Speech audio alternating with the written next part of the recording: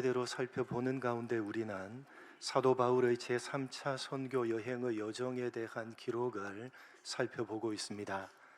3차 선교 여행을 마무리하면서 바울은 성령의 인도하심 가운데 예루살렘으로 가기로 계획을 세웠습니다.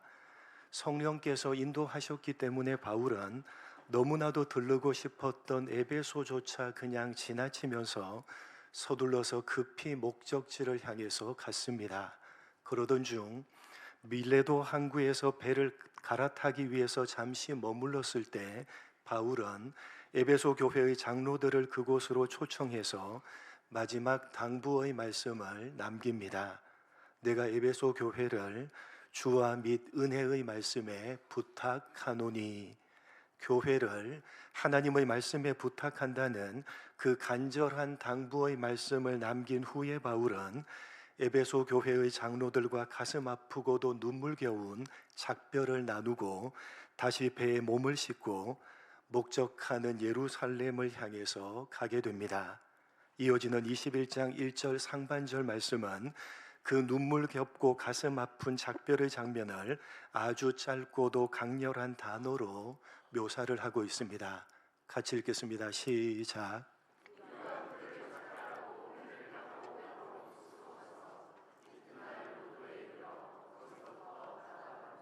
우리가 그들과 작별하고, 여기 작별하고라고 번역된 헬라어 원어는 아포스 파스텐타스라는 단어로 손을 흔들며 헤어졌다라는 정도의 단순한 이별을 의미하는 단어가 아닙니다.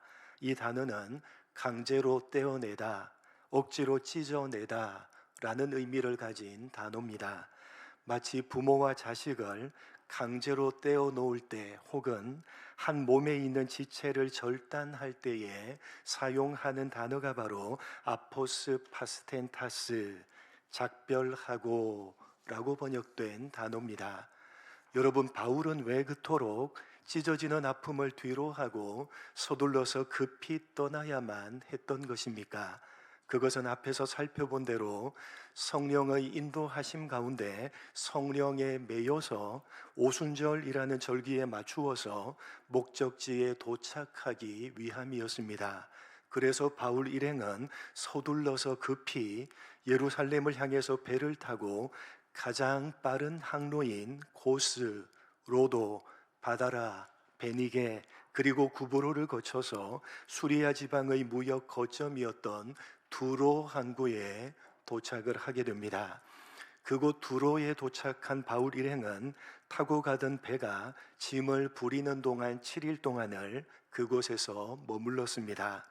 이제 수리아 땅 두로에 도착을 했기 때문에 육로를 통해서 남쪽으로 걸어서 180km를 가면 목적하는 예루살렘에 도착을 할 수가 있었지만 바울 일행은 7일 동안을 기다렸다가 다시 배를 타고 그 다음 정거장인 돌레마이 항구까지 가기로 결정을 하게 됩니다.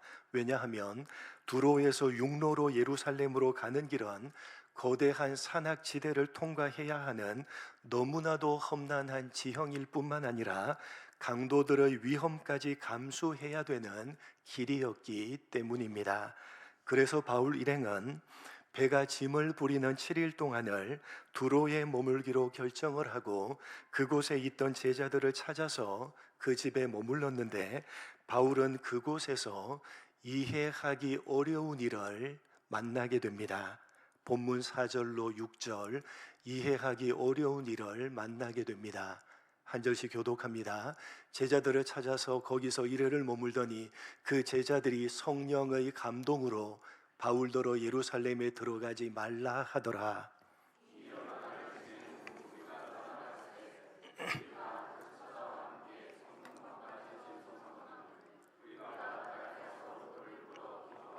같이 읽겠습니다.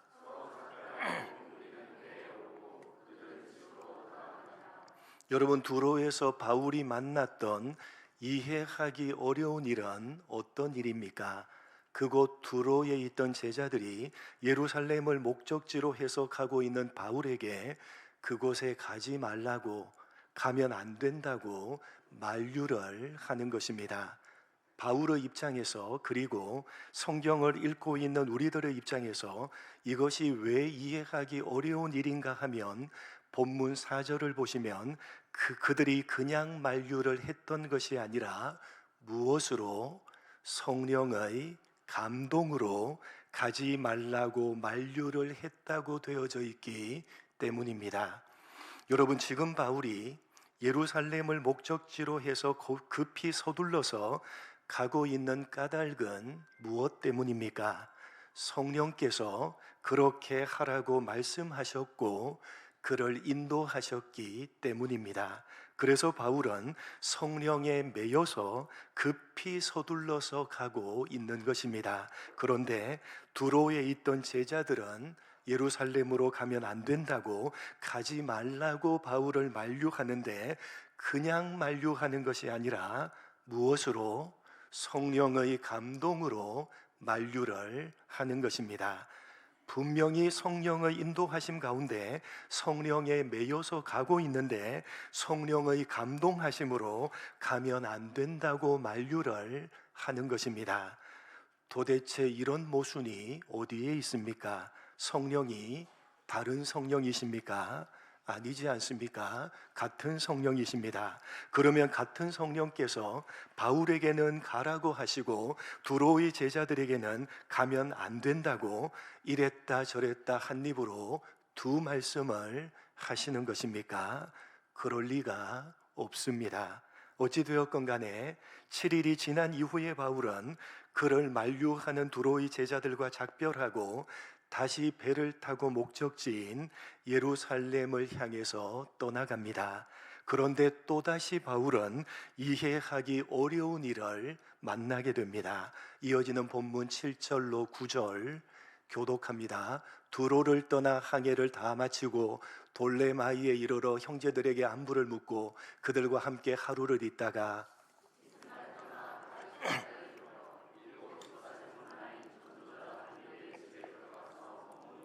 같이 읽겠습니다. 성령의 감동으로 만류하던 두로의 제자들을 뒤로 하고 배를 타고 돌레마이 항구에 도착을 한 바울 일행은 이제 배에서 내려서 육로로 이동합니다. 비교적 길이 평탄하고 치안이 좋았던 가이사라를 거쳐서 예루살렘에 이르는 육로를 따라서 걸어가던 중에 그들은 가이사라에 머물게 됩니다. 당시 그곳 가이사라에 초대 예루살렘 교회가 안수하여 세웠던 7 집사들 가운데 한 명인 빌립이 살고 있었는데, 그의 집에 머물렀던 바울은 거기에서 또다시 이해하기 어려운 일을 만나게 됩니다. 여러분, 오늘 성경 본문에는 바울이 머물렀던 그 빌립의 집에 4명의 딸이 있었는데 모두 다 무엇하는 자다? 예언하는 자다라고만 되어져 있지만 전후의 문맥을 볼 때에 그 4명의 딸들이 예언을 하면서 예루살렘으로 가지 말라고 바울을 만류했던 것으로 보여집니다. 왜냐하면 예언이란 한문으로 미리 예자에 말씀 언자를 써서 미리 말한다 라는 뜻이 아니라 맡길 예자에 말씀 언자를 써서 하나님께서 맡긴 말씀을 전한다 라는 뜻이기 때문입니다. 다시 말해서 예언이란 앞니를 쪽집게처럼 미리 맞추는 것이 아니라 하나님의 말씀을 전하는 것입니다. 그러니까 빌립의 딸들이 예언하는 자들이었다라고 성경이 언급하고 있는 것은 문맥상 별 이유 없이 그냥 언급하는 것이라고 볼 수가 없습니다. 성경은 그렇게 아무 이유 없이 그냥 언급하는 경우는 없기 때문입니다. 분명히 이유가 있는데 전후의 문맥을 볼 때에 자신의 집에 머물고 있던 바울에게 예언, 즉 그녀들에게 맡겨주신 하나님의 말씀을 전하면서 예루살렘에 가지 말라고 그를 만류했던 것으로 보여집니다. 여러분, 우리가 잘 알고 있듯이, 그리고 앞에서도 언급했듯이 분명히 바울은 성령의 인도하심 가운데 성령에 매여서 예루살렘을 향해서 가고 있습니다. 그런데 두로에서는 그곳의 제자들이 성령의 감동으로 예루살렘으로 가지 말라고, 가면 안 된다고 바울을 만류합니다.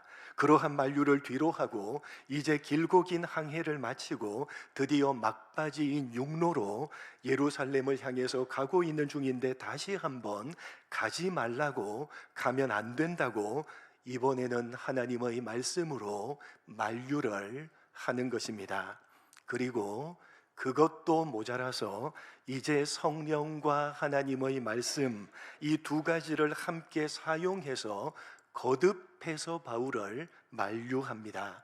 이어지는 본문 10절로 12절입니다. 한 절씩 교독합니다. 여러 날 머물러 있더니 아가보라 하는 한 선지자가 유대로부터 내려와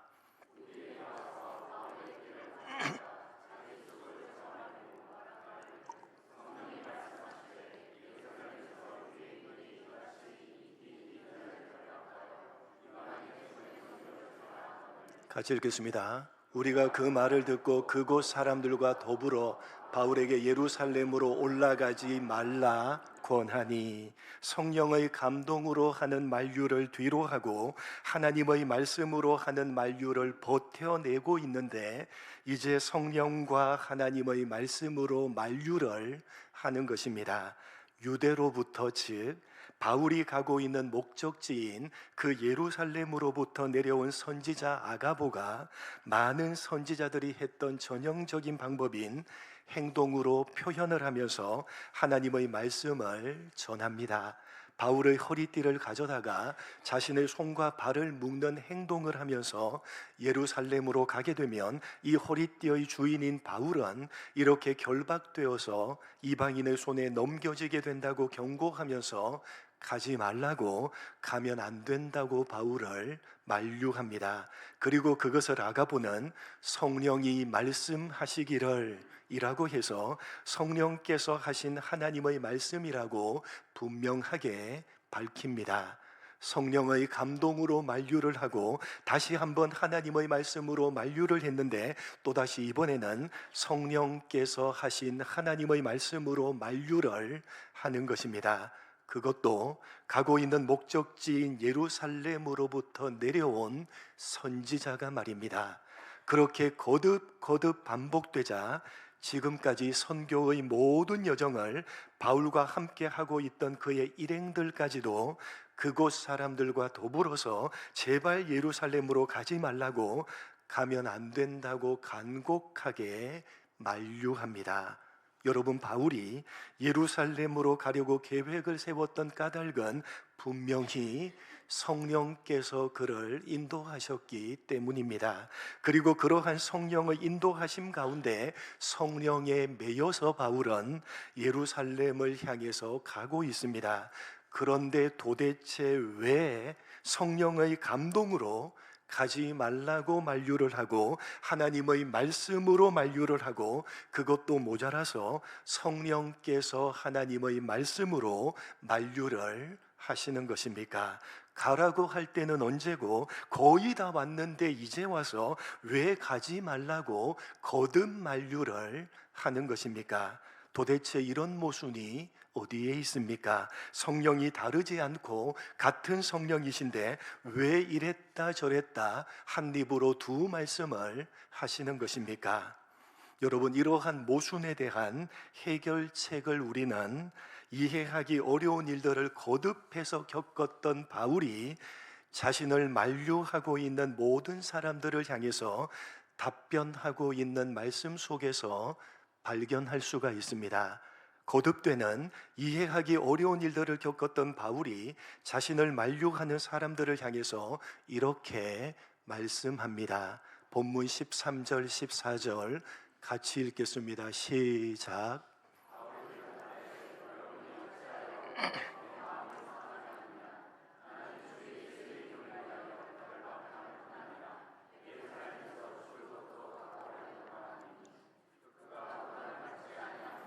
우리가 주의 뜻대로 이루어지이다 하고 그쳤노라. 여러분, 바울은 마음이 상했습니다. 그런데 그가 마음이 상했던 대상은 성령 하나님이 아니라 자신을 만류하고 있는 사람들이었습니다. 만약에 성령께서 가라고 하셨다가 가지 말라고 만류를 하신 것이라면 바울은 이랬다 저랬다 하시는 성령 하나님 때문에 마음이 상했을 것입니다. 그러나 바울은 자신을 만류하는 사람들 때문에 마음이 상했던 것입니다. 무슨 말입니까? 성령께서는 가라고 했다가 가지 말라고 했다가 이랬다 저랬다 하지 않으셨다는 것입니다. 그럴 리가 없으십니다. 하나님께서는 절대로 한 입으로 두 말씀을 하지 않으십니다. 어떤 사람들은 성령께서 그렇게 모순되게 말씀하신 까닭은 바울을 최종적으로 테스트하기 위한 것이다 라고 해석을 하기도 하지만, 그러나 그렇지가 않습니다. 성령께서는 모순되게 말씀하신 적이 없으십니다. 그래서 바울은 여러분이 어찌하여 울어 내 마음을 상하게 하느냐라고 성령 때문이 아니라 자신을 만류하고 있는 사람 때문에 마음이 상한다고 말하는 것입니다. 그리고 이어서 그는 이렇게 말을 합니다. 나는 주 예수의 이름을 위하여 결박당할 뿐 아니라 예루살렘에서 죽을 것도 각오하였노라. 무슨 말입니까? 성령께서 바울에게 예루살렘으로 가라고 하시면서 그에게 주신 말씀은 예루살렘으로 가게 되면 결박을 당하고 환난을 당하게 된다는 말씀이었습니다. 그리고 두로의 제자들에게도 또한 빌립의 네 딸들과 아가보 선지자에게도 성령께서는 바울에게 주셨던 말씀과 동일한 말씀인 바울이 예루살렘으로 가게 되면 그에게 결박과 환난이 기다리고 있을 것이라고, 그는 결박과 환난을 당하게 될 것이라는 말씀을 동일하게 주신 것입니다. 그런데 바울은 주시는 그 말씀이 받아들이기가 너무나도 어려운 말씀이었지만, 그럼에도 주시는 말씀을 받아들여서 그는 환난과 결박을 감수하겠다고, 죽음까지도 각오하겠다고 하면서 말씀을 따라서 예루살렘으로 가고 있는 것이고, 동일한 말씀을 받았던 다른 사람들은 주시는 그 말씀을 도저히 받아들일 수가 없어서 바울은 결박과 환난을 당하면 안 된다라고 하면서 가지 말라고, 가면 안 된다고 그를 만류했던 것입니다. 그래서 여러분, 4절을 보시면 두로의 제자들이 성령의 감동으로 바울에게 예루살렘에 들어가지 말라고 했다라고 되어져 있는데, 사실 헬라어 원어로 정확하게 살펴보면 그 정확한 의미는 성령을 통해서 말씀을 듣고 두로의 제자들이 바울에게 예루살렘에 들어가지 말라고 했다라는 의미입니다. 성령께서 예루살렘으로 가지 말라고 말씀하셨다는 의미가 아니라, 성령께서는 바울에게 주셨던 말씀과 똑같은 말씀인 결박과 환난이 바울을 기다리고 있다는 말씀을 주셨는데, 그 말씀을 들은 두로의 제자들이 예루살렘으로 가면 안 된다고 말하면서 바울을 만류한 것입니다. 또한 11절에 아가보 선지자가 했던 말도 다시 한번 잘 보시면, 성령이 말씀하시되 예루살렘에서 유대인들이 이같이 이 띠 임자를 결박하여 이방인의 손에 넘겨줄 것이라고 하셨다라고 되어져 있습니다. 바울에게 하신 말씀과 동일한 말씀입니다. 그 말씀을 듣고 아가보 선지자는 그렇게 결박과 환난이 기다리고 있는 예루살렘으로 가면 안 된다고 바울을 만류한 것이고, 선교의 모든 여정을 함께 하고 있던 그의 일행들도 합세해서 가지 말라고 간곡하게 말린 것입니다. 성령께서 주시는 하나님의 말씀이 달랐던 것이 아니라 동일한 하나님의 말씀을 들었는데 바울의 반응과 다른 사람들의 반응이 달랐던 것입니다.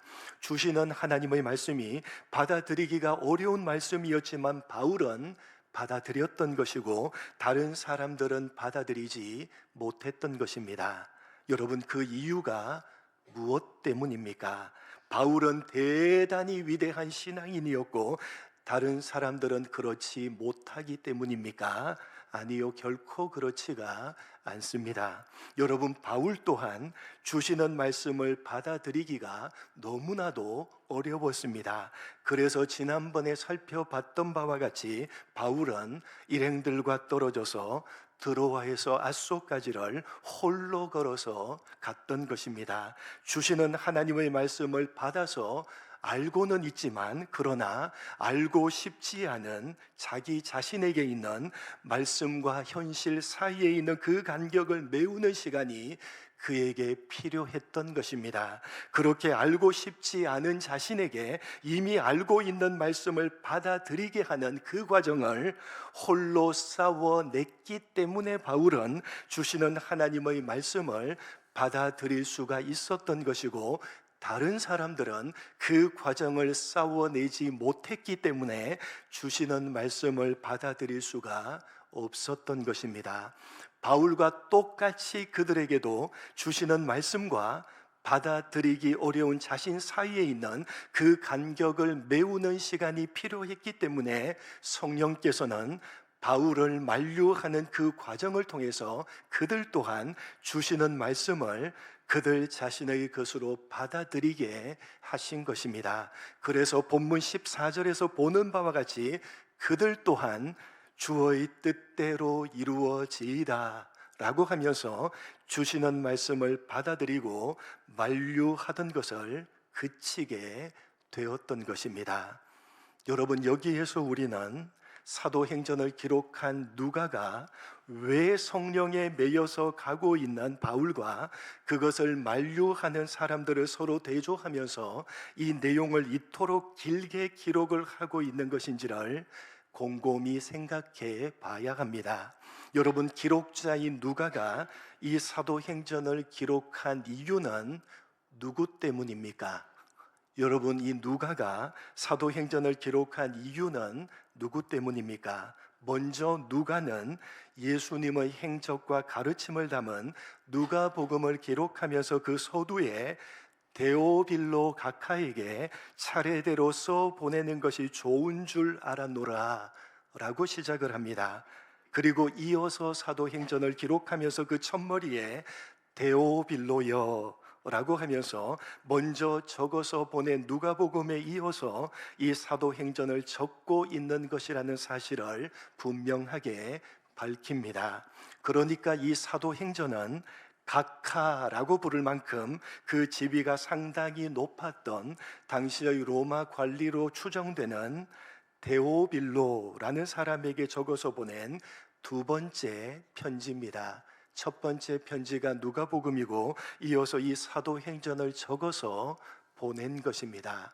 여러분, 로마의 고위 관리였던 데오빌로가 예수를 믿는 기독교 신앙을 받아들이고 기독교 신자가 된 것입니다. 그래서 누가가 초신자였던 그에게 기독교 신앙이 어떤 것인지를 가르치기 위해서 누가복음에 이어서 이 사도행전을 적어서 보낸 것입니다. 다시 말해서 이 사도행전은 기독교 신앙이 어떤 것인지를 가르치기 위한 목적으로 기록을 한 것입니다. 초신자였던 데오빌로에게, 그리고 오고 오는 시대에 예수를 믿고 있는 모든 사람들에게 이 사도행전은 기독교 신앙이 어떤 것인지를 가르쳐 주고 있는 것입니다. 바로 그러한 목적으로 누가는 오늘 이 본문의 사건들을 이렇게 길게 기록을 함으로써 기독교 신앙이 어떤 것인지를 가르치고자 하는 것입니다. 여러분, 오늘 본문 앞에 나오는 내용이 어떤 내용이었습니까? 바울이 간곡하게 당부했던 바 교회를 하나님의 말씀에 부탁한다는 내용이었습니다.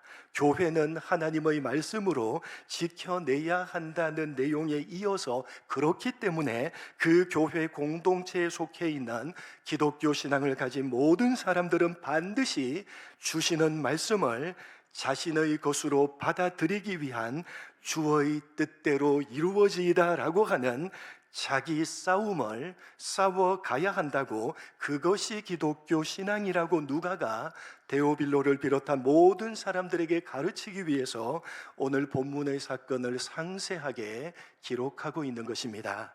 주시는 말씀을 자신의 것으로 받아들이기 위한 이러한 자기 싸움은 바울에게만이 아니라 말씀을 받아들이지 못하고 바울을 만류했던 사람들은 물론이고 이제 막 기독교 신앙을 가진 초신자인 데오빌로에게도 있어야 하며, 또한 오늘 본문의 기록을 대하고 있는 모든 신앙인들에게 반드시 있어야 하는 것이라고 누가가 본문의 기록을 통해서 가르치고 있는 것입니다. 그것이 기독교 신앙이라는 것입니다. 여러분, 교회 공동체 속해서 기독교 신앙을 가지고 있는 우리들이 싸워야 하는 신앙의 싸움은 다른 것이 아니라 바로 주시는 하나님의 말씀과 받아들이지 않는 나 자신 사이에 있는 간격을 확인하고 그 간격을 줄이기 위해서 날마다 치열하게 싸워가는 자기 싸움이라는 사실을 오늘 주시는 말씀을 통해서 분명하게 깨달아 아시기 바랍니다. 여러분, 오늘도 주시는 하나님의 말씀에 여러분은 어떤 태도로 반응을 하고 계십니까? 말씀하옵소서, 종이 듣겠나이다 라고 하는 태도로 귀를 기울여서 주시는 말씀을 받으시기 바랍니다. 그리고 주시는 그 말씀을 여러분 자신의 것으로 받아내기 위해서 치열하게 여러분 자신과 싸워 가시기 바랍니다. 그것이 성경이 가르치고 있고 사도행전이 가르치고 있는 기독교 신앙입니다. 여러분 기억하십시오. 교회 공동체에 속해 있는 여러분이 가지고 있는 기독교 신앙은 내가 원하는 대로 하나님을 움직이는 종교적인 기술이 아니라 하나님이 원하시는 대로 나 자신을 꺾어가는 실력입니다. 주시는 말씀대로 나 자신을 꺾어가는 그러한 신앙의 실력은 그냥 저절로 주어지는 것이 아니라 귀를 기울여서 주시는 말씀을 받아내는 태도와 주시는 그 말씀을 내 것으로 받아서 말씀대로 살아내기 위해서 나 자신과 치열하게 싸워가는 자기 싸움을 할 때에만 비로소 주어지는 것이라는 사실을 잊어버리지 마시기 바랍니다. 여러분, 오늘날 조국교회는 이러한 자기 싸움을 잃어버리고 말았습니다. 신앙의 기술에만 관심을 가지고 신앙의 실력에는 관심이 없습니다. 여러분은 예수를 믿은 지 얼마나 되셨습니까? 여러분은 예수를 믿은 지 얼마나 되셨습니까? 5년입니까? 10년, 20년, 30년 혹은 그 이상이십니까? 그러시다면 여러분의 신앙의 실력은 어느 정도십니까? 주시는 말씀에는 별로 관심이 없고 다만 종교적인 예식에만 능숙해지고 내가 원하는 대로 하나님을 흔드는 종교적인 기술만 늘어가고 있지는 않으십니까? 주시는 하나님의 말씀 앞에 나 자신을 꺾기 위해서 치열하게 자기 싸움을 하는 그런 진짜 신앙의 실력은 얼마나 자라났고 또 얼마나 자라나고 계십니까? 되돌아 보시기 바랍니다. 여러분, 주시는 말씀을 붙들고 자기 싸움을 하게 되면 불평불만을 할 틈이 없고 다른 사람을 욕할 틈이 없습니다. 자꾸 불평불만을 하고 다른 사람을 욕한다는 것은 기독교 신앙에 있어서 가장 중요한 주시는 말씀을 붙들고 치열한 자기 싸움을 하지 않고 있다는 명백한 증거요, 명백한 표시인 것입니다. 여러분은 어떠십니까? 스스로를 되돌아보시고 기독교 신앙이 어떤 것인지를 분명하게 깨달아 아시고 귀를 기울여서 주시는 말씀을 들으시고 들으신 그 말씀을 여러분 자신의 것으로 받아서 말씀대로 살아내기 위해서 삶 속에서 여러분 자신과 싸워가시되 날마다 치열하게 싸워가시는 자기 싸움이 있는 진짜 실력 있는 기독교 신앙인들이 다 되시기를 주님의 이름으로 간절히 축복합니다. 하나님 아버지, 누가가 이 사건을 이렇게 길게 기록하고 있는 까닭이 도대체 무엇 때문입니까? 기독교 신앙은 바울이 그러했듯이, 그리고 만류했던 이들이 그러했듯이 자기의 뜻을 꺾고 주시는 말씀을 자신의 것으로 받아들이기 위해서 치열하게 자기와 싸워가는 과정이라고, 그것이 진짜 기독교 신앙이라고 가르치기 위해서 오늘 본문을 상세하게 기록하고 있다는 사실을 가슴 깊이 새기는 우리가 되게 하여 주옵소서. 기독교 신앙이 어떤 것인지를 분명히 깨달아 알게 하시고 귀를 기울여서 주시는 말씀을 마음을 다해서 들으며 들은 그 말씀을 나 자신의 것으로 받아서 말씀대로 살아내기 위해서 삶 속에서 나 자신과 싸워가는, 날마다 치열하게 나 자신과 싸워가는 그런 자기 싸움이 있는 진짜 실력 있는 신앙인들이 될 수 있도록 하나님 은혜 베풀어 주시옵소서. 예수님의 이름으로 기도드립니다. 아멘.